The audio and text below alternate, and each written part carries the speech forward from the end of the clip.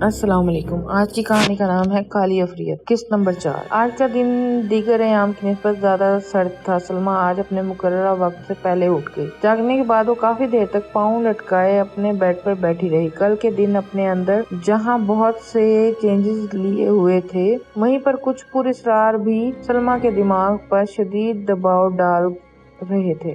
کل کا دن اپنے اندر جہاں بہت سے چینجز لیے ہوئے تھا، وہیں پر کچھ پراسرار واقعات بھی سلمیٰ کے دماغ پر شدید دباؤ ڈال رہے تھے۔ مگر ہائے ایک گردش دوران، جہاں آپ صرف چند % لائف ہی اپنی مرضی کی گزار سکتے ہیں، ورنہ تو زندگی آپ کو چلا رہی ہوتی ہے۔ اس کا نام دنیا ہے۔ اٹھو، آگے بڑھو، نئی امیدیں پیدا کرو، جیسے محسن نقوی نے کہا تھا۔ تم اپنی آنکھ کی بستی میں پھر سے ایک نیا موسم اترنے دو، میرے خوابوں کو مرنے دو، نئی تصویریں دیکھو، پھر نیا مکتب لکھو، پھر نئے موسم، نئے الفاظ سے اپنا سلسلہ جوڑو، مجھے ماضی کی چاہت رائے گاں سمجھو، میری یادوں سے کچے رابطے توڑو، چلو چھوڑو۔ سلمیٰ کل کی تمام تلخ یادوں کو ایک طرف رکھ کر تیار ہو کر اسٹاپ پر پہنچ گئی تھی، اور کچھ دنوں کی طرح آج بھی ویگن جیسے اسی کا ہی انتظار کر رہی تھی۔ اس کے سوار ہوتی ویگن چل پڑی۔ کچھ دیر بعد ویگن ایک اسٹاپ پر رکی۔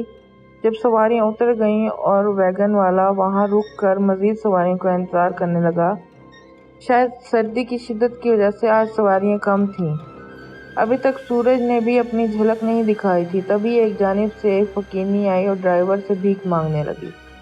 ڈرائیور اسے اگنور کر کے بیٹھا رہا۔ وہ گھوم کر دوسری جانب آئی اور سلمیٰ کے آگے 10 سوال پھیلا دیا۔ سلمیٰ نے اپنے بیگ سے کچھ سکے نکال کر اس کے ہاتھ پر رکھے۔ وہ دم سے اچھل کر پیچھے ہٹی اور سارے سکے سلمیٰ کی جھولی میں گر گئے اور بولی، اپنے سانپ اور بچھو اپنے پاس رکھو، تیرا سایہ تو پتھر کو بھی پاش پاش کر دے، مجھے معاف کر، اور تیزی سے بھاگ گئی۔ سلمیٰ حیرت سے اس کو جاتا ہوا دیکھتی رہی۔ شاید لائف میں پہلی بار اس نے کسی فقیر سے سنا تھا، مجھے معاف کر، ورنہ تو یہ تو بھیک دینے والے ہی کہتے ہیں۔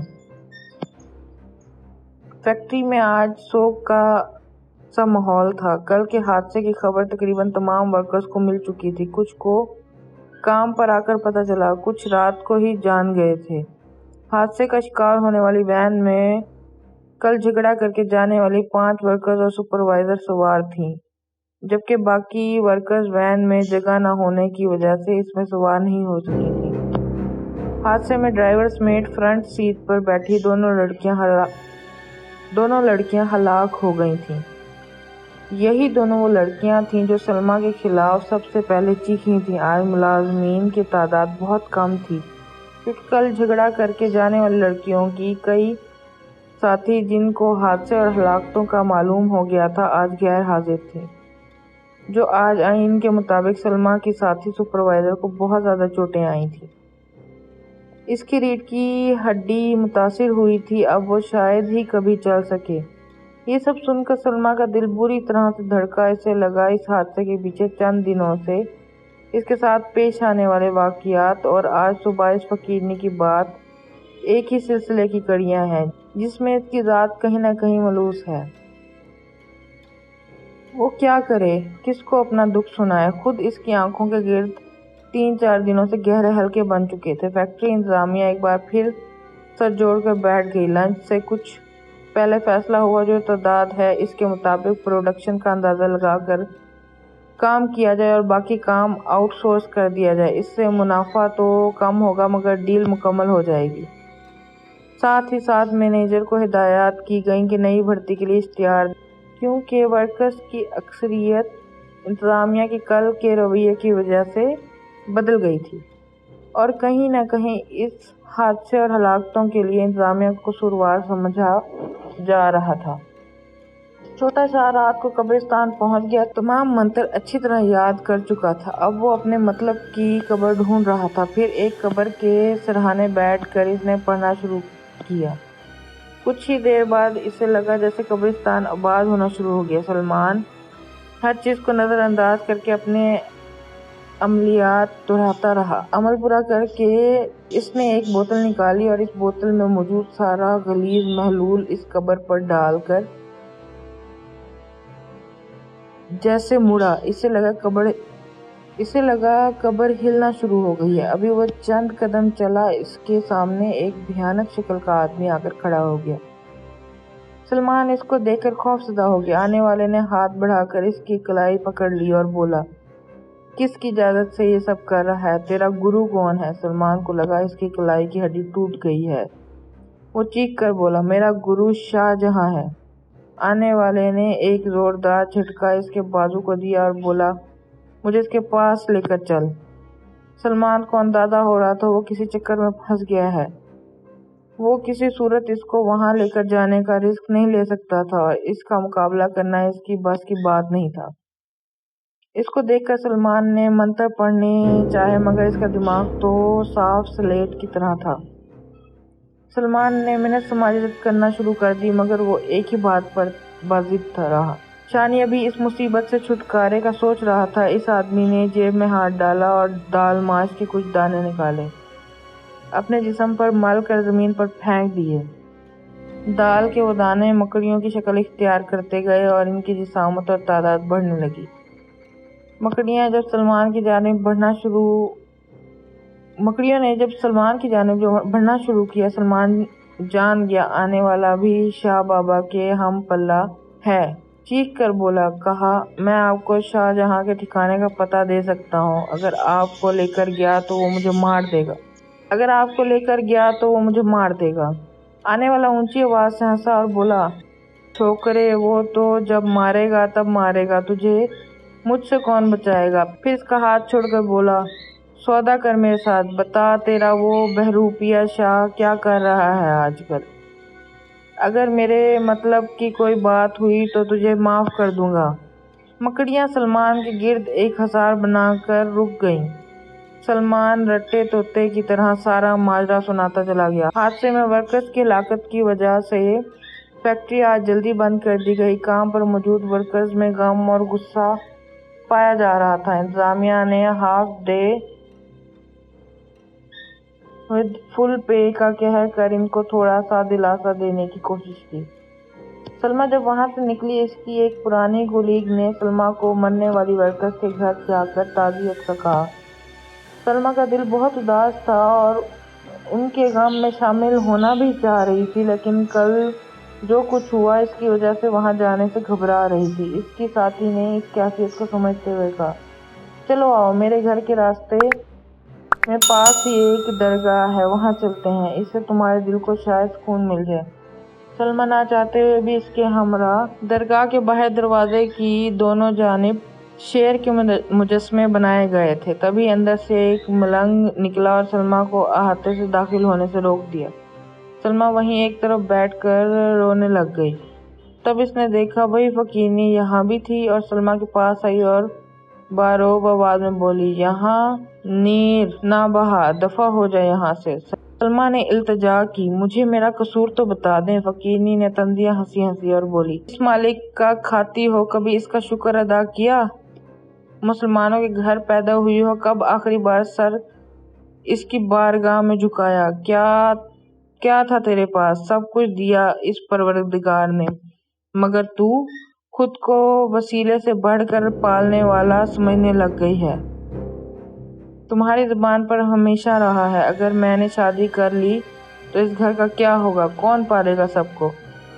کبھی سوچا جب تو نہیں تھی تب بھی تو یہ نظام چل رہا تھا، تو نہیں ہوگی یہ نظام پھر بھی قائم رہے گا؟ ہاتھ تو پھیلاتی اس کے سامنے، التجا تو کرتی کہ راستہ دکھا دے، جا چلی جا، تیرے لیے یہاں کوئی جگہ نہیں۔ سلمیٰ پوچھنا چاہتی تھی کہ وہ کیا کرے مگر وہ ایک جانب چلتی گئی۔ سلمیٰ کو لگا اس کا وجود بہت غلیظ ہے۔ اس نے ہمت کی، اٹھی اور گھر کے لیے روانہ ہو گئی۔ سارے راستے فقیرنی کی باتیں اس کے سر پر ہتھوڑے کی طرح پڑ رہی تھیں۔ پنڈت وشال قیام پاکستان کے بعد بھی انڈیا نہیں گیا تھا۔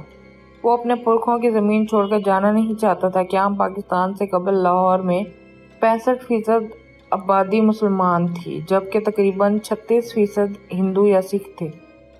وشال تب بھیرو کا استان نامی مندر کا پروہت تھا۔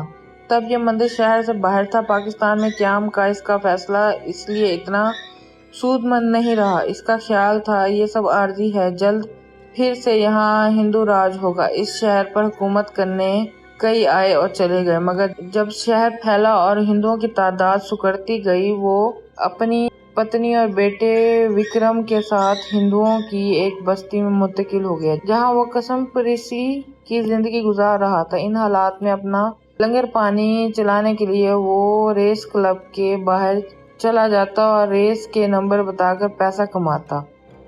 فارغ وقت میں اپنے بیٹے وکرم کو اپنا علم سکھاتا، جس کا نتیجہ یہ نکلا وکرم پون بھگت بن گیا۔ وشال کے انتقال کے بعد وکرم نے ہندو بستی کو خیر آباد کہا، شہر سے باہر نہر کے پاس جھونپڑی بنا کر رہنے لگا اور اپنے کالے علم سے فائدہ اٹھاتے ہوئے ایک جوگی بابا کے نام سے مشہور ہو گیا۔ اس نے زندگی کا ایک ہی مقصد بنا لیا تھا، کالے جادو کی تمام منازل کو طے کر کے صرف اس ملک کو نہیں ساری دھرتی پر اپنا سکہ چلانا ہے۔ مگر فی الحال وہ اپنی منزل سے دور تھا۔ اپنے باپ کی طرح وہ بھی کبھی کبھی ریس کلب کے چکر لگاتا تھا، مگر نئے ملک میں نئے قانون لاگو ہوئے۔ اب دور بدل گیا تھا۔ پھر اس کی لاٹری نکل آئی۔ ملک میں پرائز بانڈ کے نمبر کا کاروبار شروع ہوا۔ سٹے باز اس میدان میں کود پڑے۔ وکرم نے اس سسٹم میں خوب دولت کمائی، شہر میں ایک گھر بھی خرید لیا۔ وہ اب شنگا بننا چاہتا تھا۔ اس نے ستاروں کی چال سے جان لیا تھا کہ اسے یہ مقام تب ہی ملے گا جب وہ 40 سال کنواری عورت، جس کی پیدائش لیپ سال کے 60ویں دن یعنی کہ 29 فروری بدھوار کو ہوئی ہو، اس سے شادی کرے اور اس کے ساتھ پیدا ہونے والے اپنے پہلے بچے کی بلی دے گا، تب وہ کامیاب ہو سکتا ہے۔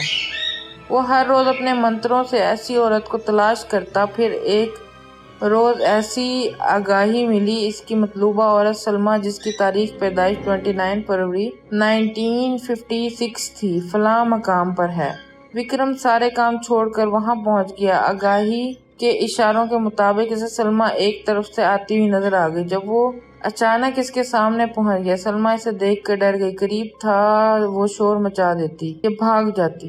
اس سے وکرم کے لیے کوئی مشکل تو نہیں ہونی تھی، مگر اس نے فوراً سہر پھونک کر اسے سحر زدہ کر دیا۔ وکرم خود بھی 46 سال کا ہو چکا تھا۔ اس نے ابھی تک شادی نہیں کی تھی۔ اس کا عشق اور منزل کالی دنیا کا وہ مقام حاصل کرنا تھا جہاں کوئی پہنچ نہ سکا۔ اس عورت کو دیکھ کر جہاں وہ اپنے مقصد کے قریب پہنچنے پر خوش تھا، وہیں یہ عورت اس کے من کو بھا گئی تھی۔ اپنی کامیابی پر وہ مست شادماں اپنے ٹھکانے پر پہنچا۔ اس کے بھیر اس کے پاس حاضر ہوئے، منتروں، ستاروں اور وقت کا حساب لگانے بیٹھ گیا، یہ جان کر کے مطلوبہ عورت مسلمان ہے اور جب تک وہ اس کے دھرم میں شامل نہیں ہوگی وہ اپنا مقصد نہیں حاصل کر پائے گا۔ یہ جانکاری اس کے لیے سوہان روح تھی۔ وہ جانتا تھا مسلمان جتنا مرضی گناہ گار ہو، وہ اپنا دھرم چھوڑنے کے لیے آسانی سے تیار نہیں ہوگا۔ یہ کام تو ناممکنات میں شمار کیا جاتا ہے۔ جبکہ ستاروں کا حساب بتا رہا تھا یہاں تو اس کام میں کوئی اندیکھی طاقت بھی اس کا راستہ روکے گی۔ نتیجہ کیا ہوگا یہ وہ جان نہیں پا رہا تھا۔ فی الحال اس نے اپنے بھیروں کی ڈیوٹی لگا دی تھی کہ اس عورت کو مسلسل نگرانی کریں، اس کو کوئی نقصان نہ پہنچائے، اس کے لیے آسانیاں پیدا کر دیں۔ سلمان عرف شانی بابا اس وقت وکرم کے شکنجے میں تھا۔ وکرم جان چکا تھا جو معلومات وہ اس تک پہنچا رہا تھا درست ہیں۔